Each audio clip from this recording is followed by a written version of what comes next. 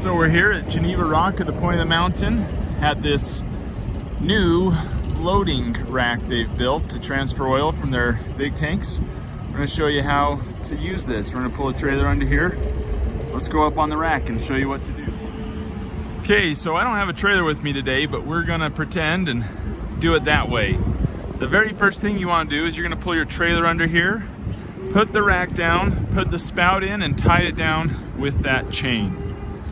Once you've done that, your spout's secure. We need to activate the system by going down here and turning on that gray valve. Let's go. Here is the gray valve you need to open up. Turn that. When that makes contact with that sensor, it deactivates these controls here and activates power to those controls up there. Let's go back up. Now we're back on the rack. You can see we've got the gray valve opened up. Next thing we're gonna do is we're gonna open this valve to the spout. Remember, we've already spouted our trailer. So we're gonna open that up. Now we turn over here and we look at these controls.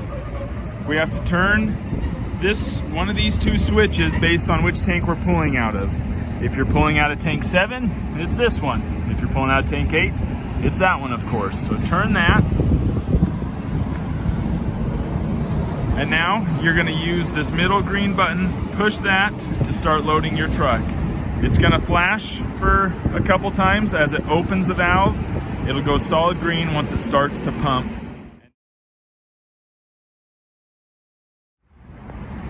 All right, now let's say we're finished loading. We still have the spout in our trailer, but we've reached the level where we're ready to stop. What's different about this is you don't need to hit the stop button. You can, and it's okay if you do, but instead, just push the clear pipe button. What that will do is it'll slowly stop the pump and then start spinning it in reverse to push all the oil back into the tank. Let's pause right there for one moment because I forgot to mention one thing in the video. Because if your spout is in the oil in your trailer, you need to do a slightly different procedure. So if your loading spout is still in the oil when you're finished loading, you need to push the red stop button and close the valve on the rack.